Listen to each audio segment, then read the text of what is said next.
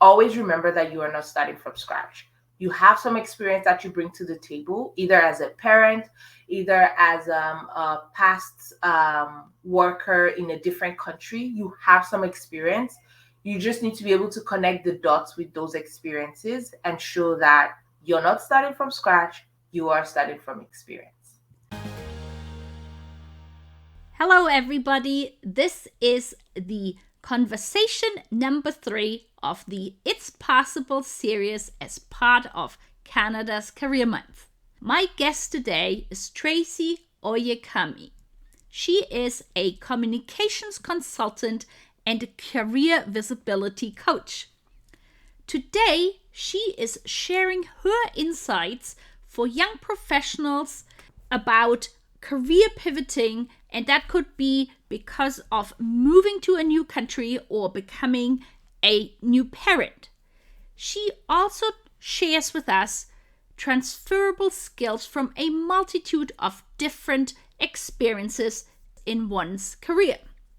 But now, without further ado, here is Tracy. Hello, Tracy. Welcome to the show. Hi, Karen. So good to see you. It is so nice to see you. And I wanted to also say hello to everybody who might be watching us live right now or in the replay or who is listening to us later in the podcast episode of our conversation. And now, Tracy, for people who may not know you yet, could you please introduce yourself in the working out loud method, meaning 5 facts about you? Okay, so I'm gonna make this quick. So I'm Tracy Oyekanmi. I'm a mom of a toddler, very energetic toddler. I'm the founder of Visible at Work, and also the host of Visible at Work podcast. It's a platform for highly skilled immigrants and expats to scale their careers abroad without feeling like they're starting from scratch. I also love red velvet cake. I moved between 3 countries in 2 years while juggling a second degree and having a baby. And I love to cook and dance. So that's it about me. Thank you so much for sharing. And, what you just described, traveling and moving between 3 countries with all of the additional work you had, that sounds really tough. Yeah. And, as we have a lot of listeners and viewers who may be in the early stages of their career or about to graduate, I would love to hear from you. When you were in that stage of your life, what did you envision your career to be? And now reflecting back upon what actually happened and what things might have, changed or were different than you had anticipated. Honestly, thank you, Karen. The funny thing is, a lot of times we have plans. It's always good to have plans. So I'm not saying you should throw out the plan, but sometimes we have plans and then the plan just changes midway. So for me, after finishing school, it took me about another 7 to 8 years before I went back to get another degree. So I was working all the while. I had a different view on how I wanted to take my career to the next level. In fact, at some point, I was thinking of going fully into academia, continuing to a PhD and doing some research. And part of what my business does today was supposed to be my PhD research. So looking at global working, even though I had moved countries different times, I was always working on global teams from people from different parts of the world, Europe, North America, Asia, and Africa. And I was just trying to do a research to see how cross-cultural communication, how that works. My background is in marketing communication and tech communication. And that was what my research was going to be about. So I decided, you know what, instead of just continuing with education and keep reading on, why don't I test this hypothesis and see how that works? And looking back and reflecting, it's been very interesting after finishing the master's and then deciding to do the business while working. Research is great. Research is different. Real life is so different, and how that plays out. And it's been amazing just seeing how people that do not have the support where, like, as an expat, maybe the company would pay for such training for you. And then you move on your own, you find out that you need that type of training to be able to reinvent yourself, reinvent your career. And that's where I come in to help people that either decide to go back to school or they decide to move to a different country to either continue in the career path they want or to reinvent themselves and decide to build a new career from scratch. That sounds wonderful. And as you have, like, as you know, I've traveled and lived in different parts of the world, and I always find it amazing that, moving to a different country and starting from scratch, basically, that it requires a lot of skills. And if one does that over and over again, that one gains a lot of transferable skills. So, for somebody listening to us who may not have had that experience, could you share with them what kind of skills have you learned by doing this multiple times? Yes. So, speaking about transferable skills, the funny thing is, if you've moved, and even if maybe in the process of moving, you did not get into another 9 to 5 job. Thankfully, now remote working is now considered like normal right now. So even if you did not go back into the office to start working, but like Karen said, you picked up transferable skills. You need to sit down, make a list of the things that made you go crazy when you were moving. Because most times when we sit down to make a list or write about ourselves, we're so good at talking about other people. Like if someone comes to you and says, "Hey, do you know that bakery down the road? They make great cookies," and you can go on and on about how great their cookies are. But when it comes to you talking about yourself, you're like, "Oh, well, I do this, I do that." And we don't really go into detail. So for you to get to that point, like to really open up yourself, to remember the things you've done and remember the transferable skills, sit back and remember the things that made you go crazy when you moved, and then think about how you were able to be resourceful. So how were you able to solve those problems? So that's what I did, and that's what I also encourage my clients to do when they work with me. So for me, thinking about my transferable skills, although like I said, my background was in marketing communications, I was always looking at the marketing aspect. And then I took a step back and remember that all my careers, like all the while I was working in marketing and working with tech companies, I was always in charge of managing like the global team lead. So like either the country manager moving to the country, doing intercultural training, working on things that would make the CEO really stand out so that they can localize the campaigns that they're working on. And I was always the one like always heading those types of projects. Like either my manager would just say, "Tracy, you're the best at this, just go handle those projects." And so I sat back to look at the transferable skills I had picked up working with different country managers, different leaders from different parts of the world, and really helping them assimilate. And some things that they talked about, they raved about after working with me or after our sessions or things that I had done. And I took that, I held on to it. Then by the time I moved myself, and I did not have like the luxury of having that type of training for myself because it wasn't a company that transferred me. I decided to move myself with my family. I now looked at those transferable skills I had picked up, and that was a key selling point for me in rebuilding my career in Canada. Thank you so much for sharing this. And you've mentioned family, you mentioned you have a toddler. So that might be something, again, our viewers and listeners, they may be family, pre-child. And so everybody says when before you have a child, your life will change forever. And everybody thinks, yeah, well, how hard can it truly be, especially at the beginning? The kid is going to sleep most of the time, needs a little bit of food. And, that's what I would think a lot of people initially think. So I'd like you to also share with our listeners what changed becoming a mom. What skills did you learn? What transferable skills were there that you might never have thought beforehand?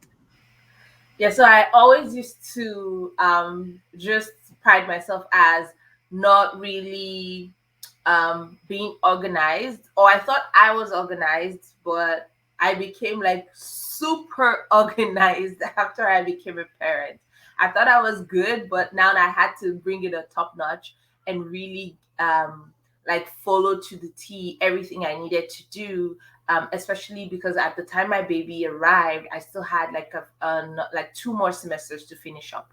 So I was juggling that, and I was still doing like a part-time lecturing as well. Virtually, I was lecturing um, chartered marketers, and I was also going to school, and I was also taking care of a baby in a new country. Wow. So for me, one of the skills that I really picked up at that time was really managing my time and managing my energy. So there are times when you have a lot of time to do things, but your energy is really low because you're not getting enough sleep. Like even though the baby's sleeping, but you're wide awake trying to be sure that the baby's sleeping properly. You know, like everything just goes as planned. I remember when like the few days after I had him, and then his belly button, the it was healing and it fell off. I was just like, oh my god, it looks different. Like what you read in books is supposed to fall off this way, and why is it falling off this way? I hope everything is okay. So there's so many things that go on in your mind. So when you look at like the transferable skills you pick up as a parent, how you're able to be resourceful. Sometimes resourcefulness doesn't really show up when you have a lot. It shows up when you have very little. So maybe very little time, or very little space, or very little money. Whatever very little thing you think you have that you feel disadvantaged, think about how you're being resourceful with that and what you're able to turn that into, and have that as a transferable skill.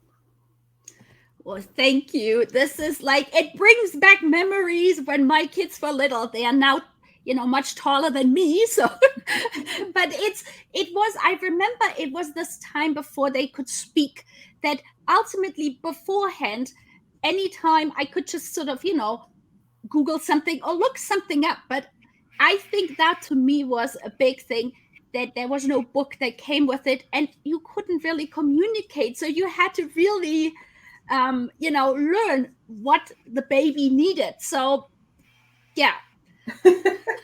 Yes, so they have their ways of telling you what they need.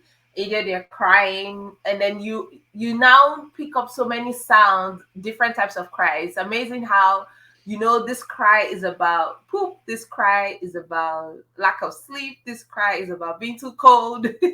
It's just funny. So you pick up a lot of things as a parent, and never ever be ashamed when you're rebuilding your resume, or you want to talk about your experience as a parent. Never let anybody make you feel bad that because you are a parent, or you decided to be a parent, and so that doesn't qualify as a work experience. It's just about the wording. And I say this because, like, with my communication background, I'm able to use words and make it sound very epic and make it sound very great, that this is what this person can do, and this is how the experience really stands out. Thank you so much, Tracy, for that, because I'm like on this big campaign. Every time I hear the word career gap, I really get upset because I feel it's such a practical leadership course. There are so many aspects one can learn during this unpaid care work, and other, sometimes people then volunteer as well. So there are so many skills that one can gather.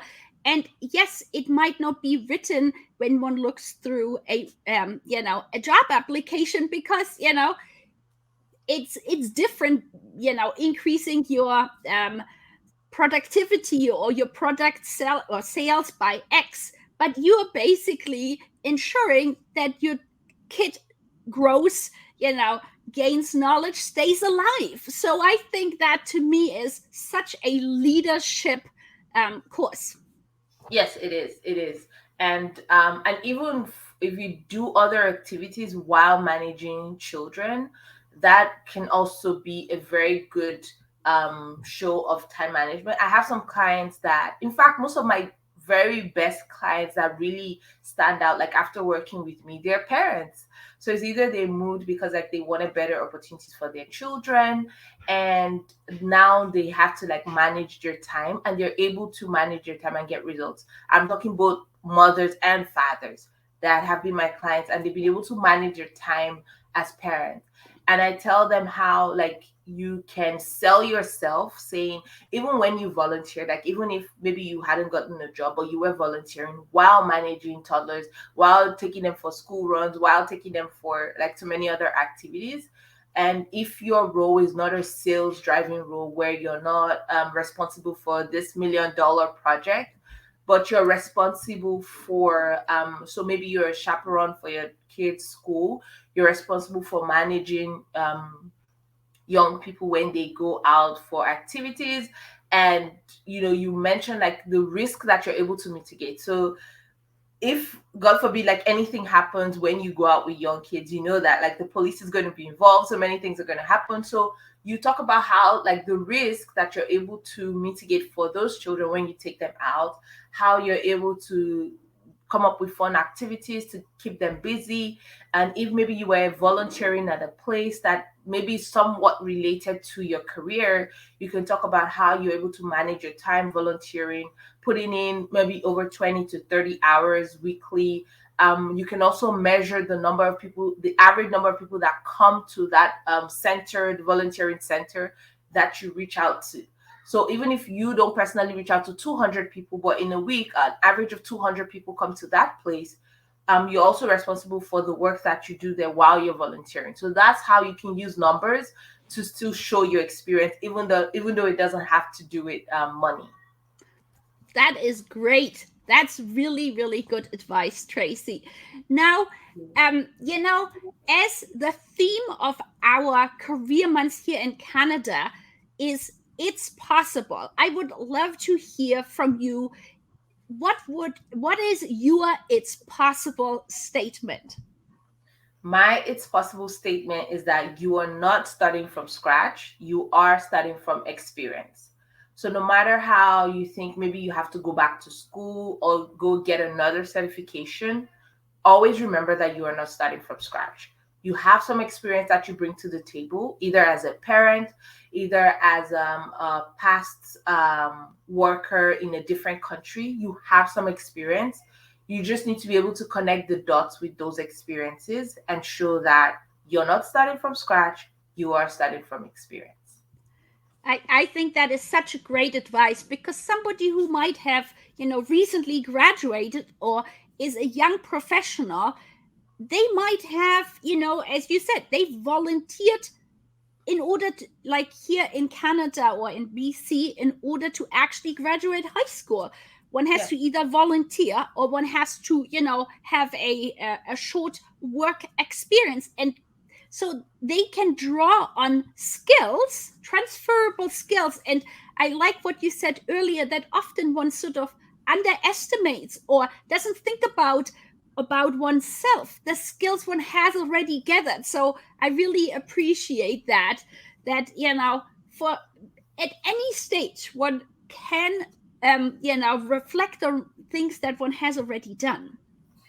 Yes, and just to add to what you're saying, like for young professionals, maybe you feel you don't have enough years of experience, or it's your first or second job, and you're thinking, how can I show transferable skills? So if you are in BC, if you are in Canada, or even like any part of the world where you have a local library, find out most local libraries have LinkedIn Learning. You might see it as Linder Learning, and it's free. So long as you have your library card, you can access a lot of training for free. So if you look at the things you've done when you volunteered, maybe even on the sports team, you did something with the team, even for class projects that you volunteered to lead, or you finished a project, or you did a presentation, you can put that as different skills. And then you can do a short course through your local library for free, and then connect the volunteering that you've done with the short course that you did to show those transferable experience. That is great. Now, we've talked a lot about, your experience having lived in multiple countries and, yourself starting from scratch again in multiple countries and helping other people to do this. So, where would you like to see in 5 or 10 years? What would you like to see, globally, as far as maybe support or, making it somewhat easier for other people going through the same steps? Yes, thanks, Karen. And just like your podcast is about job sharing and beyond, I really hope that in the next few years, just like the way remote working now has been acceptable because we don't have a choice with the pandemic, and I'm looking forward to unconventional careers, unconventional experiences being accepted as well. So even if you did not go to the four walls of a university, other experiences that you've picked up along the way would still be valuable for companies, not just the mega companies or the tech companies, but other regular companies to see that and see it as experience. So that's what I'm looking for, and I'm hoping forward to that globally. Companies can pick up on unconventional experiences, unconventional careers, and when they see that on paper, they'll be more interested in just talking to those people, because I know a lot of people that have those type of unconventional careers. They're very good at talking about their experiences, but on paper they just need somebody to be able to speak with them, like to open the door, speak with them, and then you get to see that there's a great pool of talent of people that have unconventional experiences. Thank you. That is great. Now, is there anything that we didn't address today that you would like to share with our audience? Yes, I think we touched on so many things, but I'd just like to add that if you're thinking about growing your career, always remember that you are in the driver's seat of your career. Nobody's going to fix it for you. If you want change, you can implement change, start from where you are. And also remember that even as you decide to reinvent yourself, you can reinvent yourself at whatever stage you are in your career. And always remember that you can start from where you are with your career, and always remember that like your career affects every other aspect of your life. I'm not talking about just a job, because a lot of people think, okay, a job, I get one job, but look at all the other jobs you've had in the past. That could be a leading indicator on your career path. So think about your career holistically and not just a job. And also think about, like, if you want to reinvent yourself, you can do that. You don't have to wait till the new year to start. That is wonderful. And now, Tracy, how can people get in contact with you? Where can they find you on social media?